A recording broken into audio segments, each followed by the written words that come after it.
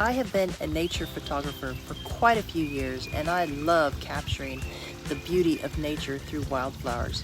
But if you're going to try this, there's a few tips that you must know to get the best out of your images. So today I'm going to share with you my top tips for getting the most out of your wildflower photography. First up is your bonus tip. Not all wildflowers are wild, some are tame. All right, let's get out there and let's go shoot.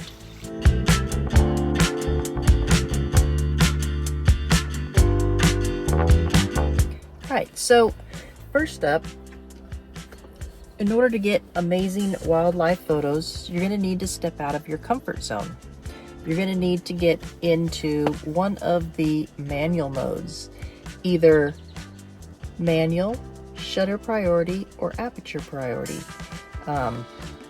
So if you want to make sure that your flower is frozen and it's not blurred, you're going to want to put your shutter at least 250th of a second, especially here in this wind. So today I'll be shooting a minimum of 250th of a second. And then my f-stop, if I was shooting in shutter priority, I would let the camera choose my shutter and my ISO. And then if you want to choose your aperture, which is your f-stop, you would put it on A for aperture priority. And then you would set your aperture for your depth of field that you want. Whether it is, let me show you here, I got a lens that will actually open up and show you. So this is f/22 and that is f/2.8. So f/2.8 is the widest, so it lets in the most light, and f/22 lets in the least amount of light. And also f/22 also gives you the greater depth of field, so more of your flower will be in focus. f/2.8, it does let in a lot of light, but you will be limited on your depth of field. It'll be very shallow, especially if you're shooting with a macro lens. Okay, so now that you're going to step out of your comfort zone, let's go ahead and hop out of the truck. And first thing we're going to do is we're going to check our surroundings. That is tip number one. Always, always, always check your surroundings, because wildflower photography is a roadside attraction, and typically it is on busy roads, so you always want to make sure that you are completely safe and off the road if you pull off. I like to find me fields of bluebonnets that are in neighborhoods or on less traveled roads, but a lot of times, like your cows and your donkeys, and in Texas your zebras and camels, will all be on pretty major highways. Not really highways, I guess here they're called farm to market roads.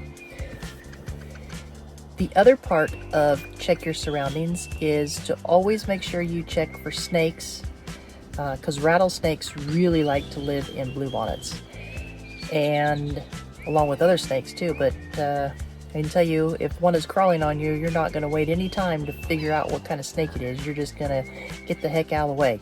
At least I would. And then you also want to make sure you don't have any fire ants, because fire ants will eat the heck out of your legs and it burns forever. All right, so let's jump out of the truck, go check our surroundings, and let's get busy. All right, so we're out. We got a nice field of bluebonnets here, and I'm gonna find me a good spot to get set up. Basically, I'm shopping for a flower. So here we go. Here's a nice little patch right here.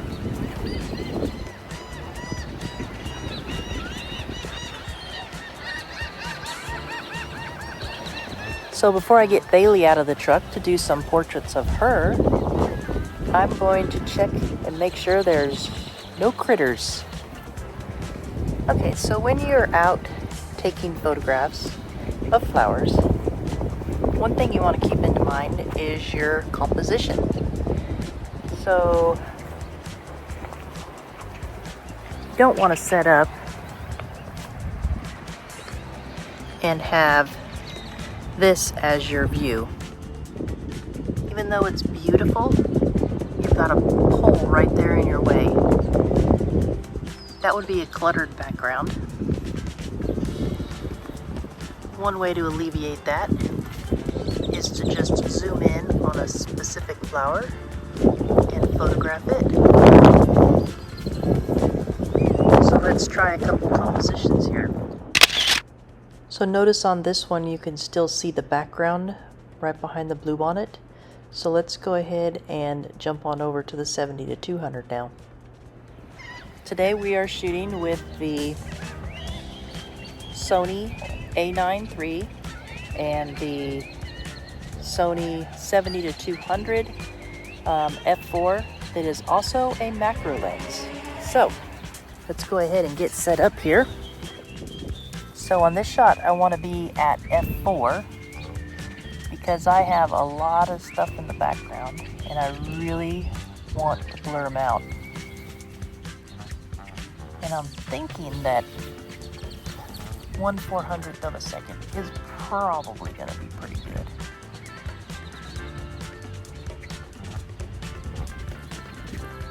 So, I've got these pretty little yellow cups here, right here. Not sure what they are, but I'm going to look them up when I get home. They're absolutely gorgeous.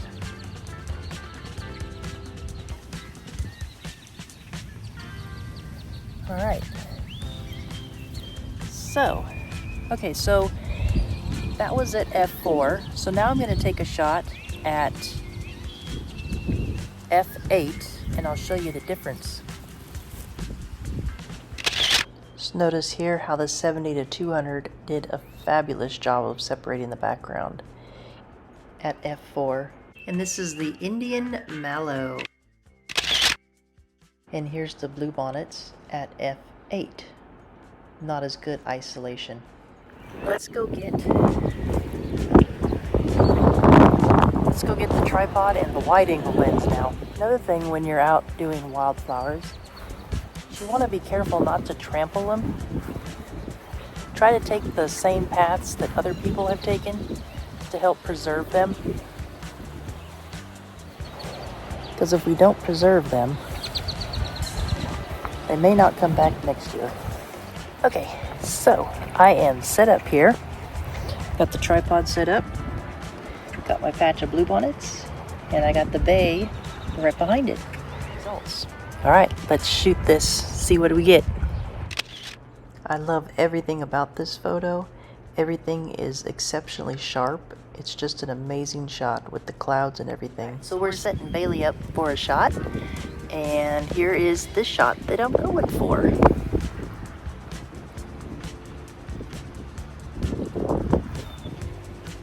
Let's do this. So here's Bailey at f8. She turned out exceptionally sharp, and I really like how the clouds turned out in this one as well. You want to get low, for sure. You want to get down into the flowers world. And you want to find you a good specimen that doesn't have a lot of dead stuff on it.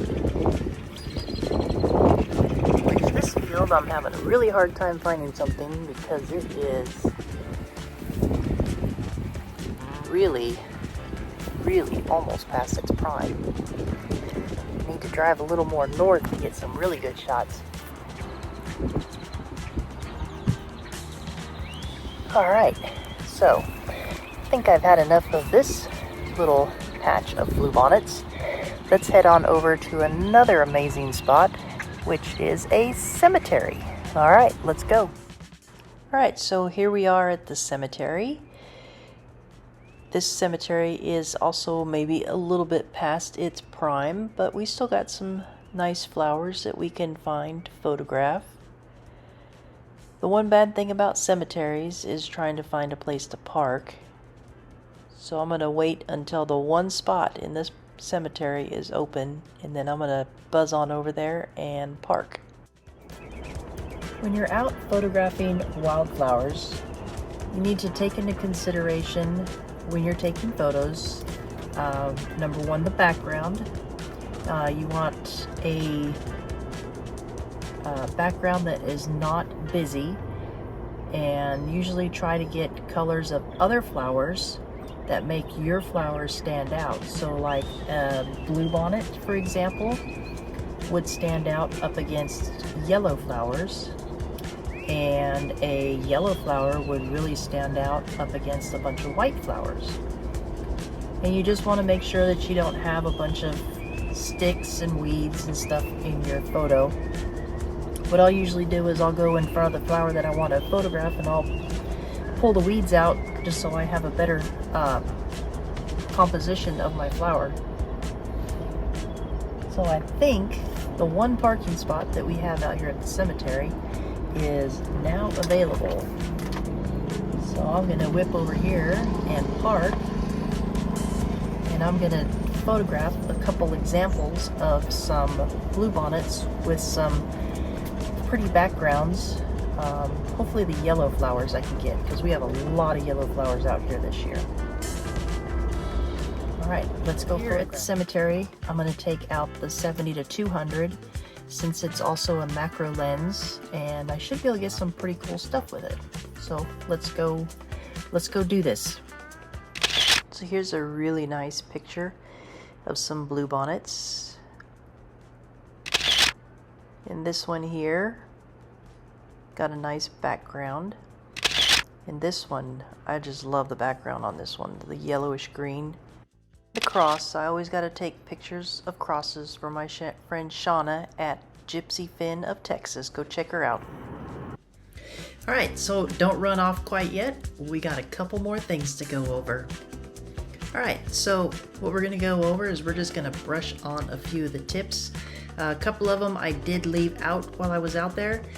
The one that I left out while I was out photographing is to be mindful of no trespassing signs.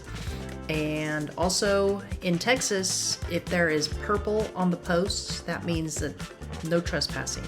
So just be respectful of that, and if you want to photograph the flowers, just make sure you take it from the public side of the fence.